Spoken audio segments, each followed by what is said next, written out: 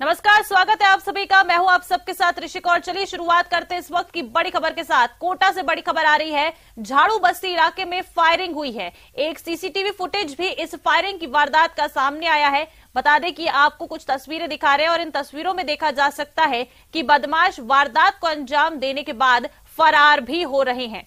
वहीं फायरिंग में घायल कांग्रेसी कार्यकर्ता से मिलने देर रात कई कांग्रेसी नेता अस्पताल पहुंचे थे। कांग्रेसी नेताओं ने आरोपियों की जल्द गिरफ्तारी नहीं होने पर आंदोलन की चेतावनी दी है। फायरिंग का कारण पुरानी रंजिश बताया जा रहा है।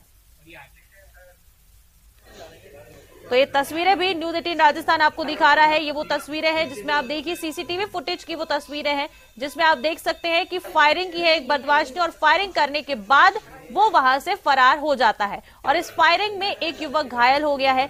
और बता दें कि जो युवक घायल हुआ है वो कांग्रेसी कार्यकर्ता बता रहे हैं वो और इस कांग्रेसी कार्यकर्ता से मिलने देर रात कई कांग्रेसी नेता जो हैं वो भी अस्पताल पहुंचे हैं। दूसरी तस्वीर में आपको वो घायल कांग्रेसी कार्यकर्ता दिखा रहे हैं जिसको गोली लगी है। बता दें कि कांग्रेसी नेताओं ने आरोपियों की जल्द गिरफ्तारी नहीं होने पर आंदोलन की भी इसके साथ चेतावनी दे दी है।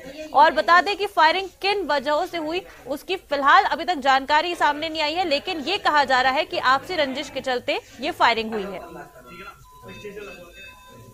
से यही अनुरोध करना चाहता हूँ कि जहाँ भी हमारी नाकेबंदी हो, जहाँ भी संदिग्ध लगे उसकी तलाशी अवश्य लेनी चाहिए और जरूरी है नाकेबंदी करके करें। कहीं भी आपको लगता है संदिग्ध आदमी है उसकी तलाशी होनी चाहिए। इतने चाकू, इतनी छुरियां, इतने आपके ये तमंचे लेकर आदमी शहर में घूम रहा है और उसको हम पकड़ नहीं पा रहे हैं। आज जिस तरह की फायरिंग हुई है विज्ञान नगर के अंदर खुशहाल के ऊपर, वह बहुत गलत हुई है। वो बेचारा तो सामने खड़ा हुआ था। हमने एडिशनल एसपी साहब से बात करी है, उन्होंने बताया कि हमने 6 टीमें लगा रखी है और तुरंत प्रभाव से हम उनको गिरफ्तार कर लेंगे। तो ये तस्वीरें आपको दिखा रहे हैं। बता दें कि फायरिंग की पूरी घटना सामने आई है। कोटा से एक खबर है जहां एक कांग्रेसी कार्यकर्ता पर बता दें कि फायरिंग की गई है। आपसी रंजिश का पूरा मामला सामने आ रहा है। क्या कारण रहे आपसी रंजिश के उसकी फिलहाल अभी तक जानकारी नहीं है, लेकिन एक कांग्रेसी कार्यकर्ता पर फायरिंग हुई है जिसका सीसीटीवी फुटेज भी सामने आया है। 2 तस्वीरें हैं आपकी टीवी स्क्रीन पर जिनमें एक वो सीसीटीवी फुटेज है जिसमें आपको बदमाश नजर आ रहा है। फायरिंग करने के बाद इन तस्वीरों में वो बदमाश यहां से निकलता हुआ नजर आ रहा है, यहां से फरार होता हुआ बदमाश नजर आ रहा है। और दूसरी तस्वीरों उस अस्पताल की जिसमें कांग्रेसी कार्यकर्ता जो घायल हुआ है इस फायरिंग की घटना में वो आपको दिखा रहे हैं। आप देख सकते हैं कि किस तरह से अस्पताल में जो है पुलिस का जाब्ता भी मौजूद है और देर रात पुलिस जाब्ता पहुंचा और कई कांग्रेसी कार्यकर्ता नेता बताया जा रहा है कि इस घटना के बाद अस्पताल पहुंचे और जो कार्यकर्ता है उससे मिले हैं। इसके साथ ही ये भी कहा जा रहा है कि जब तक आरोपियों की गिरफ्तारी नहीं होगी तब अगर आरोपियों की गिरफ्तारी नहीं होती तो एक बड़े आंदोलन की भी चेतावनी दी गई है। इसका जल्द पता लगाया जाए कि आखिर कौन था आरोपी जिसने इस पूरी फायरिंग की घटना जो है उसको अंजाम दिया। इसको लेकर जो कांग्रेसी नेता हैं उन लोगों ने ये कहा है कि जल्द गिरफ्तारी होनी चाहिए, जल्द पहचान होनी चाहिए आरोपी की और उसे जल्द गिरफ्तार किया जाना चाहिए। ज्यादा जानकारी लेंगे, सहयोगी ओम प्रकाश हमारे साथ फोन लाइन पर जुड़ गए हैं। ओम प्रकाश, क्या कुछ जानकारी फिलहाल इस मामले में सामने आ रही है? जो आरोपी है जिसने फायरिंग की उसकी पहचान हो पाई, कुछ जानकारी लगी उसके बारे में अभी तक? जी, करण नाम के एक बदमाश का नाम सामने आ रहा है। बताया जा रहा है कि पुरानी कोई हत्या की मामले में बदला लेने के लिए ये जो पुरानी रंजिश जो पाल रखी थी इसी को लेकर बदमाशों ने वारदात को अंजाम दिया। 2 जो है युवक इस वारदात में घायल हुए हैं। एक कांग्रेस कार्यकर्ता बताया जा रहा है। कांग्रेसी नेताओं और कार्यकर्ताओं में इस बात को लेकर आक्रोश व्याप्त है। कोचिंग नगरी में ये कहा जा सकता कि बदमाशों के हौसले इस कदर बुलंद है कि आए दिन इस तरह की वारदातों को अंजाम दे रहे। सबसे बड़ा जो अपडेट सबसे पहले न्यूज 18 राजस्थान पे बता दें कि इस वारदात के बाद देर रात को एक और कोचिंग नगरी में वारदात हुई है जिसमें निलंबित एएसआई का नाम सामने आ रहा है जो जिन्होंने वारदात को अंजाम दिया। प्रॉपर्टी डीलर पे फायरिंग की वारदात को अंजाम देकर करीब रात को 12 बजे की ये घटना बताई जा रही है। ये कहा जा सकता है कि कोचिंग नगरी में एक ही दिन में फायरिंग की 2 वारदातों में 3 लोग घायल हो चुके हैं।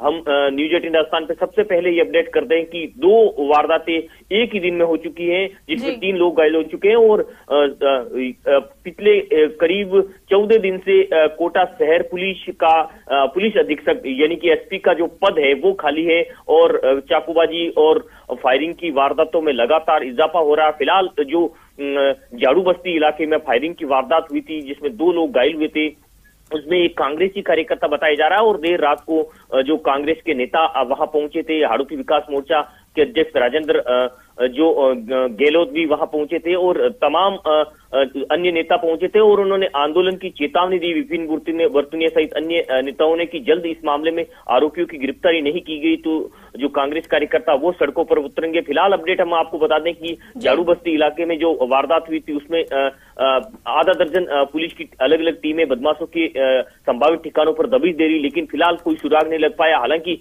वहां एक फायरिंग की वारदात के बारे में कोई सुराग नहीं लग पाया। और एक और देर रात को दादाबड़ी इलाके की शिवपुरा इलाके में फायरिंग हुई है जिसमें एक प्रॉपर्टी डीलर घायल हुए और वारदात को अंजाम देने में एक निलंबित एएसआई का नाम जो सामने आ रहा है। फिलहाल ये कहा जा सकता कि कोचिंग नगरी में फायरिंग की 2 वारदातों से सनसनी फैली हुई कि आखिर हो क्या रहा है, कहां से ये जो है देसी कट्टे सहित अन्य हथियार सामने आ रहे हैं, पुलिस इस पर अंकुश क्यों नहीं लगा पा रही। इन तमाम पहलुओं तमाम जिस तरह से कोटा से ये सारे मामले सामने आ रहे हैं, फायरिंग की 2 घटनाएं हुई हैं जिस तरह से आप बता रहे हैं, इससे सवाल ये उठता है कि क्या जो कोटा है उसमें प्रशासन का खौफ जो है बिल्कुल एक तरह से खत्म हो चुका है, तभी इस तरह से जो बदमाशों के बुलंद हौसले हैं वो लगातार कोटा से ऐसी जो खबरें सामने आती है उसके द्वारा देखने को मिलते हैं।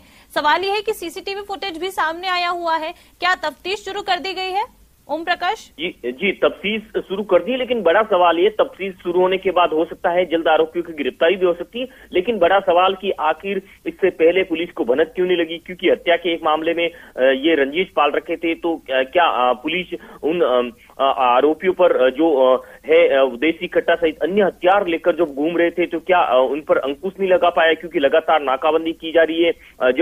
जब हेलमेट जैसे बिना हेलमेट वाहनों पर अंकुश लगाने के लिए पुलिस इतना प्रयास कर रही है, चालान लगातार काट रही है, तो क्या जो हथियार चाकू और जब पिस्टल लेकर बदमाश घूम रहे थे तो पुलिस क्यों नहीं पकड़ पा रही है? बड़ा सवाल, कई बड़े ऐसे सवाल है जिनका जवाब शायद पुलिस अधिकारियों के पास नहीं है। हालांकि पिछले 14 दिन से एसपी का पद खाली है, लेकिन एडिशनल एसपी के नेतृत्व में तमाम टीमें जरूर काम कर रही है, लेकिन ये कहा जा सकता है कि कोचिंग नगरी में बदमाशों के हौसले लगातार बुलंद होते जा रहे हैं और चाकूबाजी और फायरिंग। अब देखना होगा कि पुलिस की तफ्तीश में क्या कुछ निकलकर सामने आता है। अपडेट्स आपसे लेते रहेंगे, फिलहाल आपका शुक्रिया। चलिए आगे बढ़ते हैं और एक और बड़ी खबर आपको बता दें, नकल माफिया पर बुलडोजर वार जारी है। जयपुर में भूपेंद्र सारण के बंगले पर बुलडोजर चला है। बता दें कि भूपेंद्र सारण पेपर लीक का मास्टरमाइंड है। जेडीए की ओर से अवैध हिस्सा इसके मकान का जो है वो ढहाया जा रहा है और आज ड्रिल मशीन के जरिए 15 फीट में छत को काटा जाएगा। बता दें कि इस मास्टरमाइंड ने युवाओं के सपनों को तोड़ दिया था और बता दें कि अब इन आरोपियों ने जो आशियाना बनाया था इन युवाओं के सपनों को तोड़कर अब उस पर जेडीए का एक्शन देखने को मिल रहा है। करीब 1.5 करोड़ रुपए बताया जा रहा है। इस 4 मंजिला मकान की कीमत जो है वो करीब 1.5 करोड़ रुपए बताई जा रही है और अब ये जो आलीशान बंगला है जिसकी तस्वीरें भी आपको दिखा रहे हैं उस पर जेडीए का बुलडोजर चला है। कल आधी कार्रवाई हुई है जेडीए की तरफ से और आज बाकी जो बची कुची कार्रवाई है वो आज जेडीए की तरफ से की जाएगी। बता दें कि जेडीए की टीम जो है वो सुबह ही इस कार्रवाई को जो है अंजाम देगी और कुछ ही देर में तस्वीरें भी हमारे पास सामने आ जाएंगी क्या वहां पर देखने को मिल रहा है। इसको लेकर हमारे सहयोगी हमें लगातार अपडेट देते रहेंगे और देखिए आज एक बड़ा एक्शन देखने को मिलने वाला है। पहले पेपर लीक मास्टरमाइंड का जो कोचिंग इंस्टीट्यूट था, अधिगम कोचिंग इंस्टीट्यूट, उस पर जेडीए का एक्शन देखने को मिला। जेडीए ने अवैध अतिक्रमण करके बनाए गए उस कोचिंग इंस्टीट्यूट के हिस्से को ध्वस्त किया था और अब उसके बाद ये मांग उठी थी कि इनके जो आशियाने हैं, क्योंकि करोड़ों जो युवा बच्चे हैं उनके सपनों के साथ इनने खिलवाड़ किया, कोचिंग इंस्टीट्यूट चला रहे थे और उसी की आड़ में ये जो पेपर लीक जैसे काम है वो भी किए जा रहे थे। इसको लेकर लोगों में रोष व्याप्त था। ये मांग उठाई जा रही थी कि इनके आशियाने पर भी बुलडोजर चलना चाहिए, उस पर एक्शन लिया जाना चाहिए और उस पर ही जेडीए ने एक्शन लिया, नोटिस दिया, नोटिस का जवाब भी दिया। पीड़ित पक्ष ने समय मांगा अपने अवैध अतिक्रमण जो कर रखा है उस घर को उस ध्वस्त करने के लिए, उस हिस्से को हटाने के लिए पीड़ित पक्ष ने समय मांगा, लेकिन जेडीए के ट्रिब्यूनल कोर्ट ने कल जो फैसला सुनाया उस पर यह फैसला लिया गया कि जो अतिक्रमण किया गया है उस पर जेडीए एक्शन लेगा और जो अवैध अतिक्रमण है उसे जेडीए के द्वारा हटाया जाएगा। क्योंकि ये रेसिडेंशियल एरिया में घर बना हुआ है, इसलिए लोगों को, आसपास के लोगों को कोई परेशानी ना हो, इसको लेकर भी जेडीए की पूरी तैयारी है और किसी भी तरह लोग परेशान ना हो, किसी भी तरह की किसी को कोई दिक्कत ना आए, इसको लेकर जेडीए की जो टीम है वो पूरी तरह से तैयार है। कुछ ही देर में हमें जेडीए की तरफ से जो एक बड़ी कार्रवाई होगी मास्टरमाइंड भूपेंद्र सारण के बंगले पर, वो देखने को मिलेगी। बता दें कि कल देर शाम कार्रवाई की गई थी और अंधेरा होने के बाद जो है इस कार्रवाई को रोक दिया गया था और आज फिर से सुबह से बताया जा रहा है कि कुछ ही देर बाद जो मास्टरमाइंड भूपेंद्र सारण है उसके बंगले पर जेडीए की कार्रवाई देखने को मिलने वाली है। तो इस वक्त की बड़ी खबर ये आपको बता रहे हैं, नकल माफिया पर अब जो जेडीए है उसका एक्शन देखने को मिलने वाला है।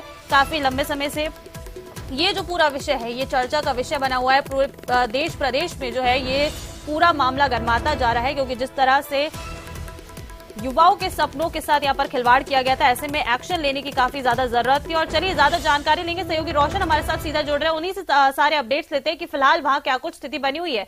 रोशन, क्या कुछ वहां देखने को मिल रहा है? क्या जेडीए की टीम वहां पहुंच गई है? क्या फिलहाल वहां पर देखने को मिल रहा है? टीम किस तरह से तैयार है? कुछ ही देर में जेडीए का बुलडोजर जो है इस मास्टरमाइंड के आशियाने पर चलेगा। तस्वीरें दिखाइए वहां से, किस तरह से जेडीए की तैयारी है।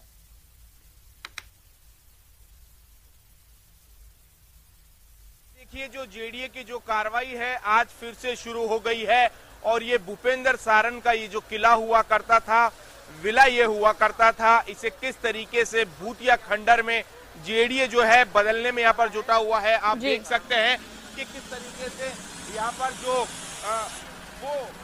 यहाँ पर जो कार्रवाई की जा रही है, तो आप कुल मिलाकर देख सकते हैं यहाँ पर ऋषिका सबसे बड़ी यहाँ पर जो अपडेट जो हमें मिल रही है, भूपेंद्र सारण और जो गोपाल सारण की जो पत्नी थी एलची देवी और जो इंदू वाला, उसकी जमानत हो चुकी है। ये जो सामान है उन्हें दिया जा रहा है। आप रोशन, आपको तस्वीरें दिखाते रहिए और साथ में जो अवैध मकान था उसमें से सामान ट्रांसफर किया जा रहा है। ऋषिका हमारे साथ मुख्य नियंत्रक प्रवर्तक, ऋषिका देखिए जो हमारे साथ मुख्य नियंत्रक प्रवर्तक हमारे साथ मौजूद है, हम उनसे बात करने की कोशिश करेंगे क्योंकि खबरें जो ये आ रही है कि जो एलची देवी इंदू बाला है उसकी जमानत हो चुकी है। भूपेंद्र सारण और जो गोपाल सारण है उसकी यहाँ पर जो पत्नी थी, हमारे साथ मुख्य नियंत्रक प्रवर्तक हमारे साथ मौजूद है, हम उनसे बात करेंगे कि ये जो कार्रवाई है कब तक पूरी कर ली जाएगी। रघुवीर सैनी साहब, ये जो कार्रवाई है लगातार जारी है, कब तक कर ली जाएगी? देखिए, हमारा प्रयास है कि यथासंभव यथाशीघ्र हो, लेकिन इससे ज्यादा महत्वपूर्ण आड़ोस पड़ोस के जो चरपेटे लगे हुए हैं, आड़ोस पड़ोस के मकानों को किसी प्रकार की क्षति नहीं पहुंचे, ये हमारे लिए ज़्यादा महत्वपूर्ण है। तो पूरी एहतियात सतर्कता बरतते हुए हम लगा रहे हैं और आप जैसा देख रहे हैं कि हम हैमर मशीन का, लोखंडा सिस्टम का, इनका प्रयोग कर रहे हैं ताकि आड़ोस पड़ोस की बिल्डिंग्स को कोई क्षति नहीं हो। देखिए सर, खबरें ऐसी भी आ रही है कि जो एलजी देवी इंदू वाला है उसकी जमानत हो चुकी है, सामान दिया जा रहा है। जी हाँ, इनके रिश्तेदार ये आ गए, उनको हम सामान सुपुर्द कर रहे हैं, तो खाली कर रहे हैं जैसे आप देख रहे हैं। और पैरेलल हमारी कार्रवाई है, लोखंडा सिस्टम, ये कार्रवाई प्रारंभ हो गई है। रिश्तेदार आ गए? जी हाँ, वो रिश्तेदार हैं ना, ये उनको सुपुर्द कर रहे हैं और हमारे लोग सहायता कर रहे हैं सामान निकाल। तो देखिए, जेडीए के 50 से ज्यादा मजदूर यहाँ पर तैनात है, बड़ी संख्या के अंदर पुलिस बल यहाँ पर मौजूद है। किसी भी तरीके की जो सर्किल इंस्पेक्टर हैं वो हमारे साथ मौजूद हैं। इसके अलावा आरएसी जो राजस्थान जो पुलिस की जो लाइन से यहाँ पर अतिरिक्त जाब्ता लिया गया। सर, यहाँ पर जो कानून व्यवस्था की बात की जाए, कितनी क्या सुनिश्चित है? यहाँ पर जेडीए की जो कार्रवाई चल रही है, ये नकल गिरोह से जो संबंधित भूपेंद्र बिश्नोई और गोपाल बिश्नोई है, तो कार्रवाई चल रही है और लॉ एंड ऑर्डर के हिसाब से आसपास के रहने वाले लोगों को कोई परेशानी नहीं हो, इसलिए माकूल जाब्ता लगाया गया है। सर, पुलिस की देखरेख में यहाँ पर जो सामान है वो इसके परिवार को सुपुर्द किया जा रहा है, क्योंकि जो एलची देवी जो सलाखों के पीछे थी, इंदू वाला जो थी, गोपाल सारण की पत्नी थी, उसकी जमानत हो गई है। हाँ, इसके जो एलची देवी और इंदू बाला की जमानत हो गई है, तो ये अपना घरेलू सामान पूरा ले जा रहे हैं। तो देखिए, मैं न्यूज 18 राजस्थान पर सबसे पहले वो तस्वीरें भी दिखाऊंगा कि यहाँ पर जो उस परिवार की ओर से जो इनका सामान था, जो यहाँ पर देख रहे हैं, वो दिखाने की कोशिश करूंगा। यहाँ पर इस सामान को जो हटाने का काम है वो शुरू हो गया। आप यहाँ पर जो देख रहे हैं, यहाँ पर जो ट्रैक्टर की मदद से यहाँ पर जो पूरे सामान को यहाँ पर शिफ्ट किया जा रहा है।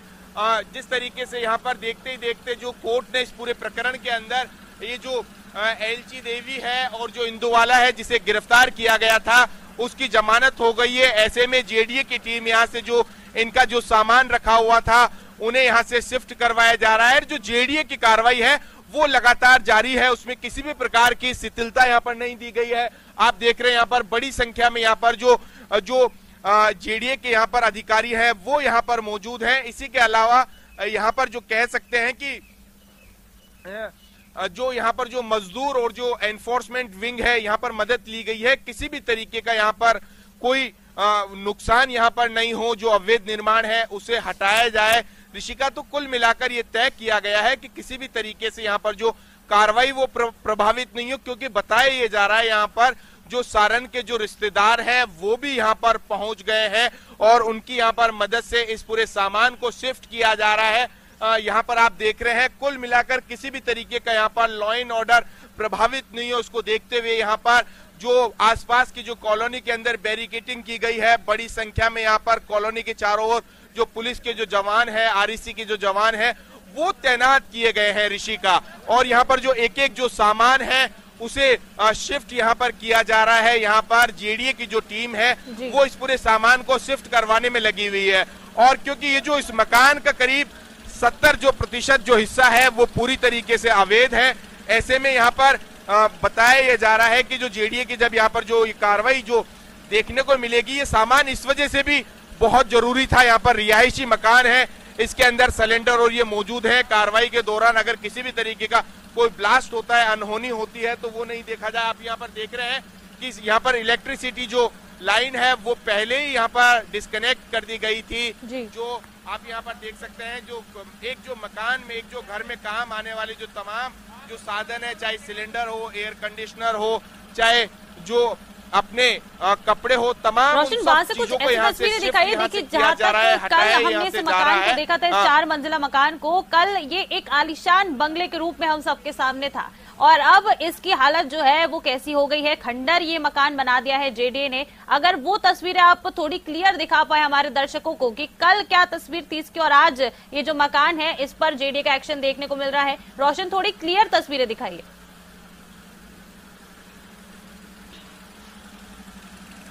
देखिए, ये जो तस्वीरें हैं ये वही मकान है भूपेंद्र सारण का, जो किसी वक्त के अंदर किसी महल से कम नहीं था। इसमें लिफ्ट यहाँ पर थी, आप ये देख सकते हैं। अब ये जो मकान है वो पूरा खंडर में तब्दील हो चुका है। और जो जेडीए की जो दूसरी टीम है, आप ये देख सकते हैं तस्वीरों के अंदर कि जो 3 मंजिला आगे से, जो पीछे की ओर से भी यहाँ पर जो टीम ने जो ध्वस्त करने की जो कार्रवाई है वो शुरू यहाँ पर कर दी है। आप यहाँ पर देख रहे हैं जो जेडीए की जो अलग अलग यहाँ पर जो टीमें हैं। चलिए ठीक है रोशन, आपसे अपडेट्स लगातार हम लेते रहेंगे और चलिए आगे बढ़ते हैं और अब बात करेंगे प्रदेश भर में कहर ढाती सर्दी की। सर्दी के तीखे तेवर बता दें कि लगातार देखने को मिल रहे हैं और शीतलहर चलने से ठिठुरन और गलन दोनों बढ़ती जा रही है। कई जगह पारा 5 डिग्री सेल्सियस तक लुढ़का है। ठंड ने बता दें कि जनजीवन को बुरी तरह से अस्त व्यस्त कर दिया है। तो फिलहाल अभी ठंड से राहत मिलती हुई नजर नहीं आ रही है। एक बार फिर से बता दें कि जो ठंड है वो लोगों के जीवन पर असर डाल रही है, दिनचर्या पर जो ये ठंड है उसका असर लगातार देखने को मिल रहा है। प्रदेश भर में कई जगहों पर बता दें कि घना कोहरा जो है वो देखने को मिल रहा है। लोगों की परेशानियां बढ़ती जा रही हैं और तस्वीरें भी हम आपको ये दिखा रहे हैं जिसमें आप देख सकते हैं कि किस तरह से जो धुंध है वो जो कोहरा है वो लगातार छाया हुआ है और इसी के कारण सुबह सुबह कई जगहों पर अंधेरा भी देखने को मिलता है।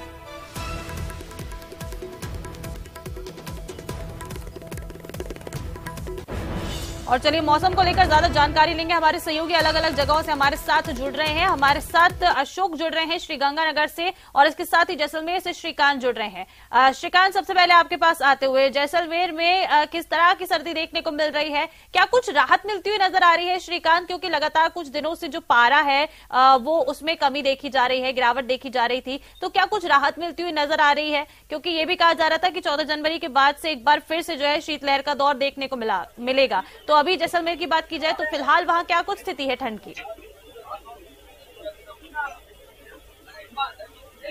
मैं आपको बता दूं कि पहले जो है तापमान गिर रहा था और अब तापमान जो है वो लुढ़क रहा है, क्योंकि तापमान जो है वो गुरुवार की बात करें तो 8, 9 और 10 डिग्री के आसपास हुआ करता था, लेकिन गुरुवार रात के बाद तापमान जो गिरने का सिलसिला है वो लगातार जारी था और जो न्यूनतम तापमान है वो 3 डिग्री तक पहुंच चुका है। घना कोहरा है, सड़कों पर गाड़ियां जो है वो चलना दुश्वार हो चुकी है। लोग घरों में दुबके और आवश्यक कार्यों के जो लोग निकल रहे हैं वो इस हाड़ कपाने वाली सर्दी में सारे जतन कर चुके हैं, लेकिन अब जो है वो चाय और अलाव के साथ ठीक है, जरूर थोड़ी सी राहत उन्हें मिल रही है चाय और अलाव के कारण, लेकिन सर्दी जो है वो रुकने और थमने का नाम नहीं ले रही। मैं तस्वीरें दिखाऊं, आप पीछे देखिए, अभी तक सूर्य देवता के दर्शन जो है वो दुश्वार हो चुके हैं। लोगों की जो भीड़ है वो सुबह सुबह इस सर्किल पर दिखाई देती थी, लेकिन अभी वो नहीं है। देखिए किस तरह लोग जो है अलाव जला रहे हैं, सर्दी से बचने के लिए अलग अलग जतन कर रहे हैं। शॉल ओढ़ रखी है, किसी ने चाय, किसी ने दूध लिया है, किसी ने कह सकते हैं कि अंधेरा भी अभी तक बना हुआ है। हमारे साथ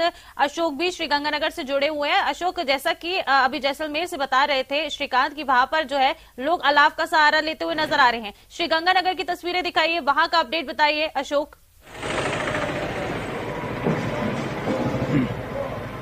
देखिए ऋषिका, जैसलमेर की तरह कमोबेश स्थिति श्री गंगानगर की भी है, क्योंकि यहाँ पे अधिकांश लोगों के द्वारा अभी भी अपने घरों में ही दुबके हुए हैं, क्योंकि तेज ठंड पड़ रही है। जैसा कि मौसम विभाग ने संभावना जताई थी कि रात के तापमान में 2 से 5 डिग्री सेल्सियस तक की गिरावट होगी, शीतलहर चल सकती है, तो रात के समय गलन का एहसास जरूर बढ़ा है। और साथ ही साथ अल सुबह से जिस तरह से ठंडी हवाओं का दौर शुरू हुआ है, उससे एक बार फिर से श्री गंगानगर सहित बीकानेर संभाग में ठिठुरन का दौर शुरू हो चुका है। हालांकि गनीमत यह है कि इस बार पिछले 2 दिनों से श्री गंगानगर जिला मुख्यालय सहित ग्रामीण क्षेत्रों में कोहरा देखने को नहीं मिल रहा है, लेकिन कोहरे के से जरूर थोड़ी सी राहत मिलती हुई वाहन चालकों को दिखाई दे रही है। लेकिन इसके अलावा जिस तरह से मौसम के मिजाज आज रात से अचानक बदलते हुए नजर आ रहे हैं, उससे निश्चित तौर पर श्री गंगानगर सहित बीकानेर संभाग में एक बार फिर से हाड़ कपकपाती गलन भरी सर्दी का दौर शुरू होने जा रहा है।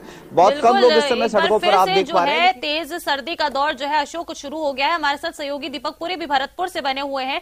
दीपक, भरतपुर में क्या कुछ स्थिति है फिलहाल ठंड की? आप वहां से भी तस्वीरें दिखाइएगा और पूरा अपडेट दीजिएगा कि किस तरह की ठंड देखने को मिल रही है।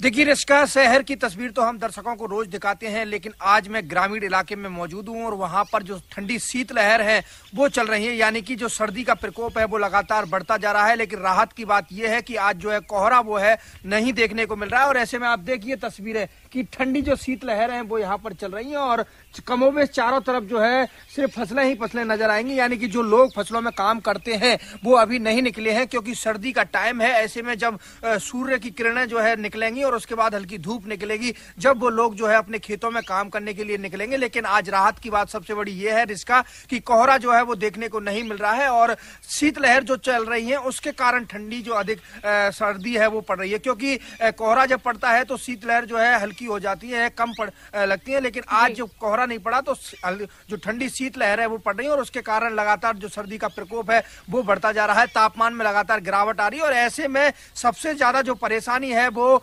किसान वर्ग को होती है, मजदूर वर्ग को होती है, क्योंकि किसान जब खेतों में काम करता है तो उसको सर्दी का जो है सामना करना पड़ता है। और मजदूर वर्ग जब मजदूरी के लिए गांव से शहर के लिए जाता है तो उस दौरान भी जो है सर्दी का सामना करना पड़ता है, क्योंकि शहर के जो लोग होते हैं वो चौपहिया गाड़ियों से अपने दफ्तरों के लिए जाते हैं, लेकिन मजदूर और किसान वर्ग जो है जिस तरह से कोहरा कम देखने को मिल रहा है उस तरह से थोड़ी बहुत लोगों की परेशानियां जो है उन्हें उनसे राहत मिली होगी। बहुत ही शुक्रिया आप सभी सहयोगियों का ये तस्वीरें हमारे साथ साझा करने के लिए।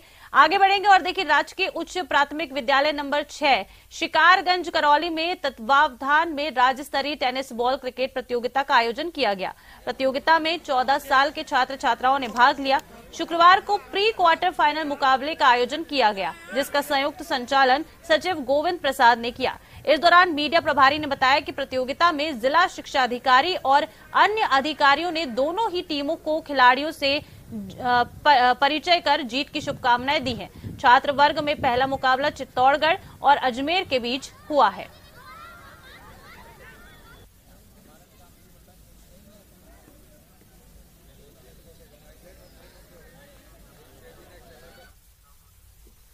और इसी के साथ चलिए इस बुलेटिन में फिलहाल इतना ही। आप देखते रहिए न्यूज़ 18 राजस्थान।